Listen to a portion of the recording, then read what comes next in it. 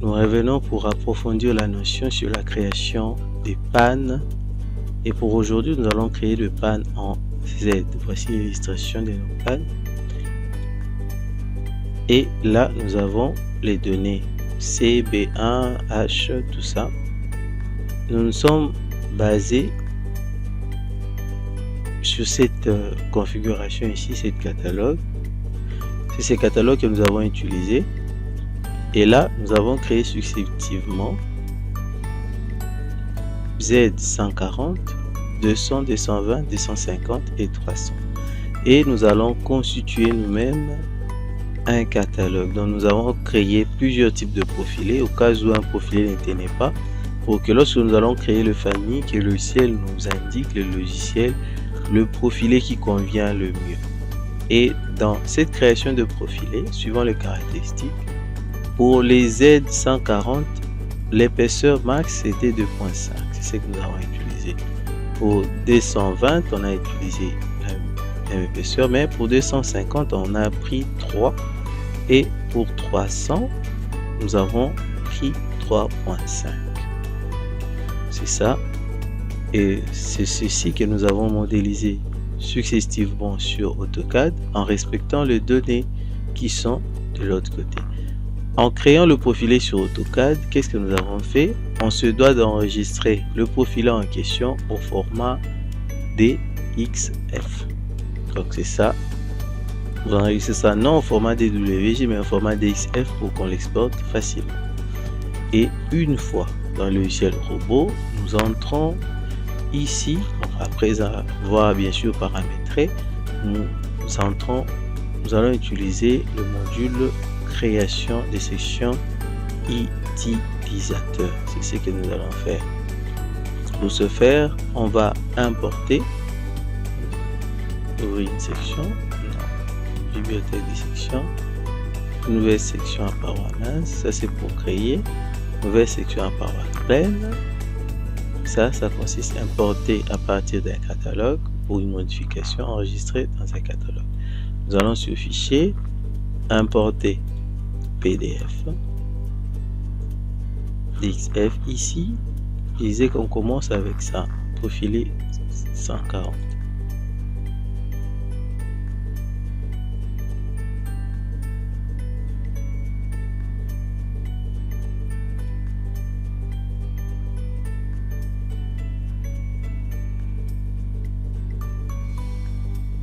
C'est en train d'être importé. Nous rappelons que nos profilés sont de profilés en Z.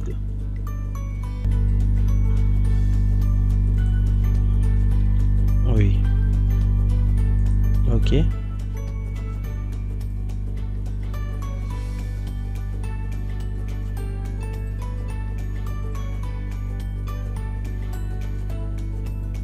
On a ceci comme d'habitude.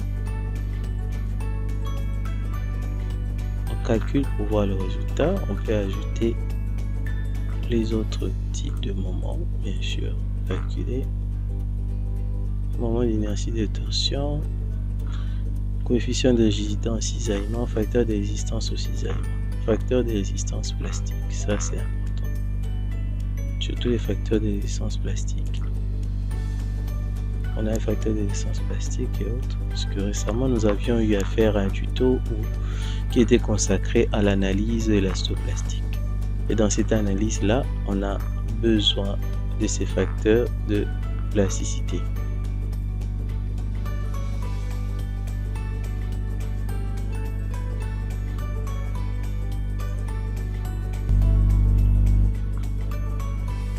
On peut même avoir la note de calcul de ça,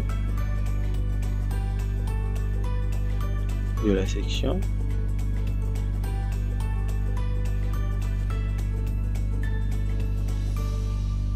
Voici la note de calcul, analyse de la section et tous les détails possibles calculés.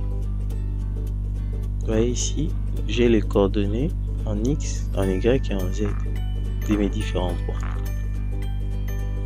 Ça, j'ai l'air de la section, la surface, le centre de gravité, le périmètre, le matériau, tout ce qui concerne les résistances, paramètres de résistance mécanique, moment d'inertie. Bon, maintenant, on va l'enregistrer d'abord. Fichier, on enregistre ça sous format des fichiers SEC.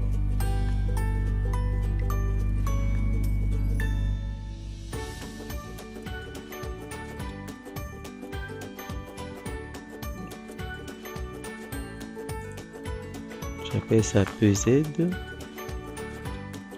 et je viens ici enregistrer dans un catalogue utilisateur. Ici on va laisser le point d'interrogation non.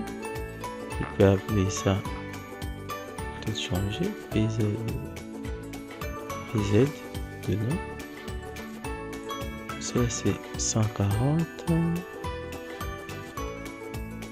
Les autres dimensions, on peut calculer ça.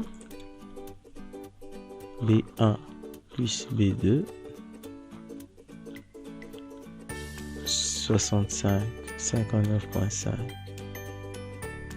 Ça me fait combien? 0. 65 puissance 60, 125 mm. 125. Et l'épaisseur c'est 2.5. Enregistrer.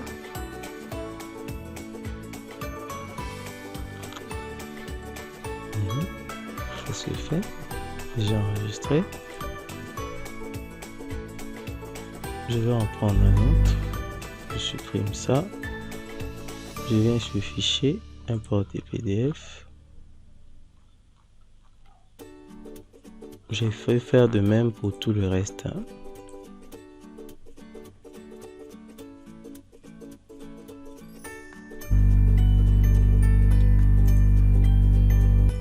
J'ai mon autre profilé importé, IP200. J'enregistre, fichier, enregistrer sous.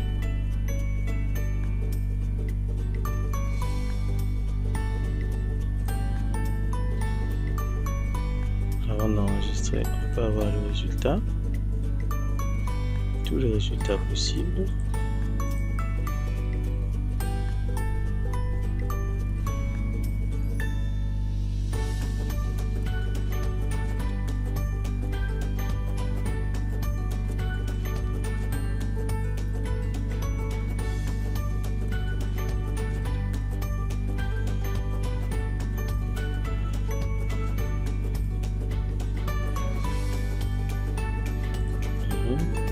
Maintenant, on peut enregistrer sous format SEC. L'autre c'était PZ, j'ai mis PZA.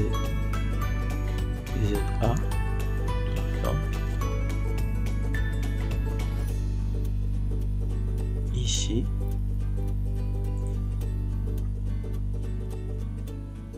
PZA. Dimension A, c'est 200. L'autre, c'est la même avec l'autre, 125, 2.5. Enregistrer. Ainsi de suite. Nous allons maintenant changer le type de panne. Ici, nous avons des pannes en sigma que nous avions fait l'autre fois. On va changer, mettre les pannes en Z.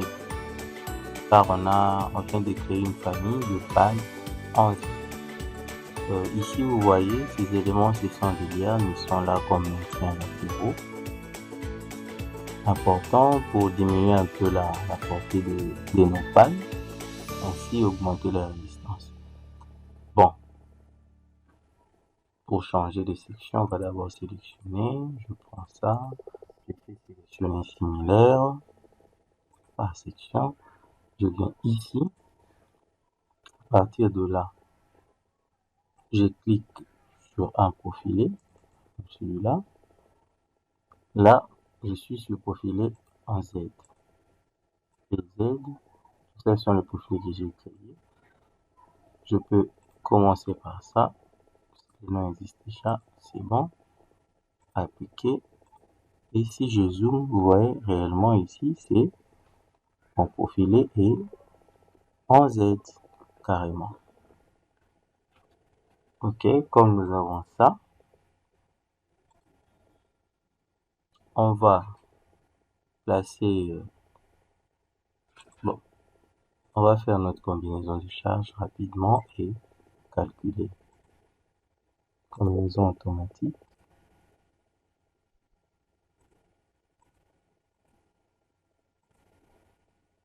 Calculer.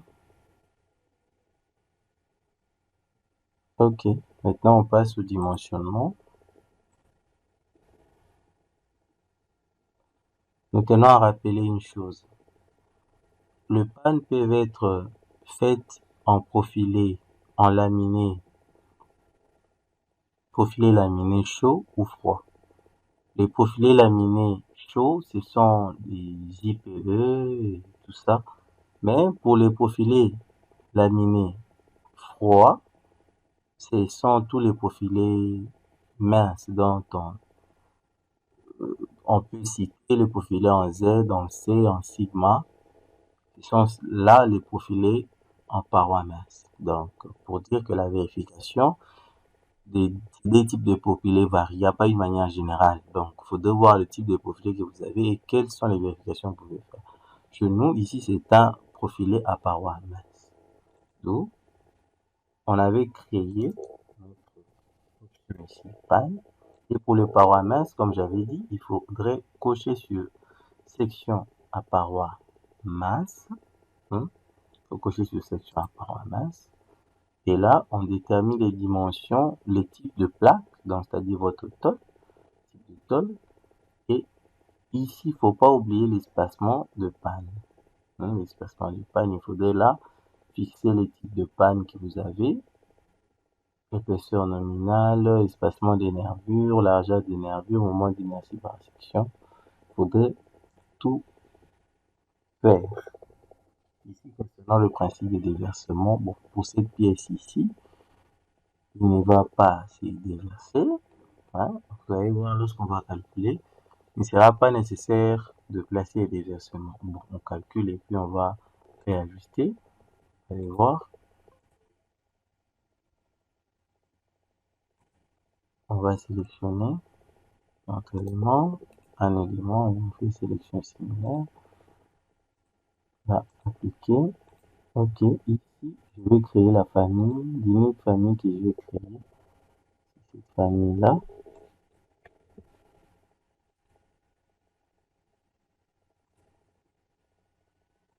Ok, section. Utilisateur. Utilisateur, je prends ça, et tout ce qu'il y a après. C'est ça. Notre famille, j'appelle ça pan. Enregistrer, ok. Dimensionnement, je prends ça. Bon, option, je vais prendre le poids. Je prends le poids. Vérification légère. Le paramétrage ici. Bon, le point. Certaines choses ici, effort à négliger. Sur ces points, ça dépend vraiment. Parce que la panne, on sait que si elle est inclinée, ça fonctionne en flexion déviée.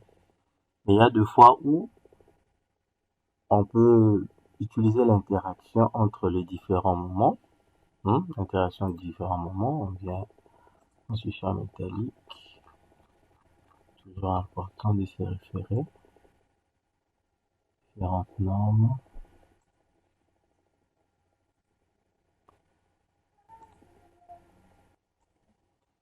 Oui, il s'agit de déterminer pour le profilé laminé à chaud.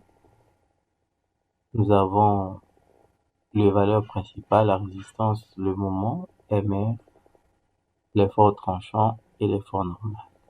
Au cas où nous avons plusieurs efforts qui agissent simultanément, on fait appel aux formules d'interaction. Par exemple, pour les pannes inclinées, c'est soumis à la flexion gauche, qu'on appelle aussi flexion déviée. Il y a interaction entre le moment Y et le moment Z. Pour les pannes faisant partie d'un contreventement, il y a encore d'autres interactions M, Y et N, ainsi de suite. OK. Et pour les profilés laminés à froid, ce qui est notre cas, les profilés formés à froid le plus utilisés sont le pan en C, en sigma et en Z.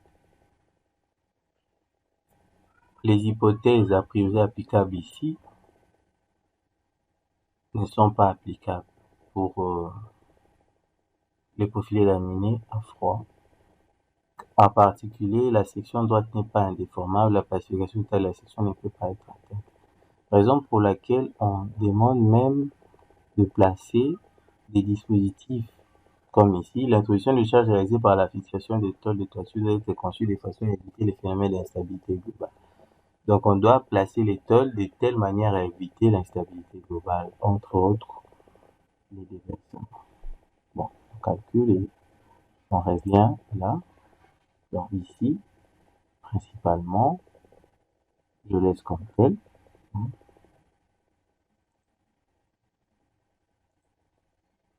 Calculer.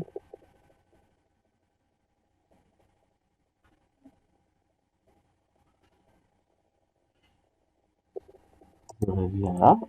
Il me propose, bon, ce que j'avais choisi, hein, PZ 140. J'ai revu un message. Le bar 32, la vérification n'a pas été vérifiée. Ces types de sections ne sont pas prises en compte pour la norme, ne nécessitent pas de vérification spécifique au déversement.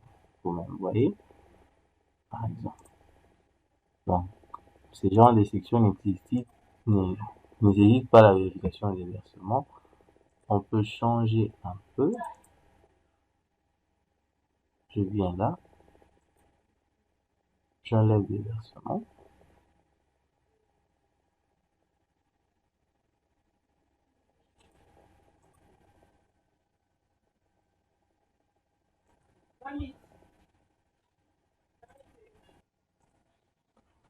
J'appelle ça panne. Enregistrer. OK. Appliquer.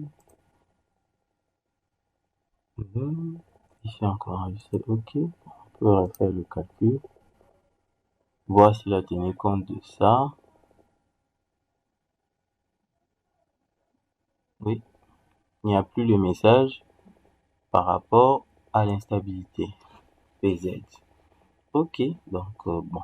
Le profilé que je proposais convient bel et bien. Les autres profilés sont un peu surdimensionnés. Vous voyez, j'ai créé d'autres types de profilés. PZ toujours 200, DSL jusqu'à 300. Donc, on peut voir même la note de calcul. Pas de flambement, pas de déversement. Paramètres.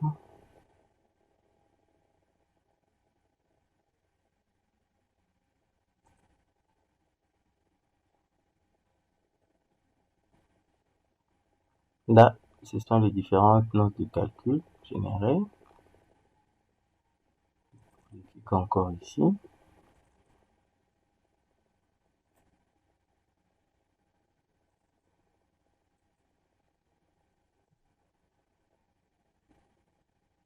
Note de calcul complète.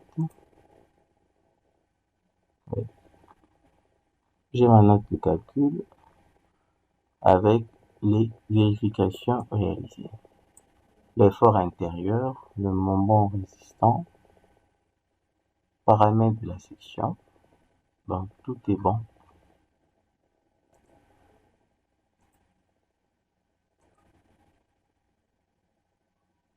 Merci de votre attention.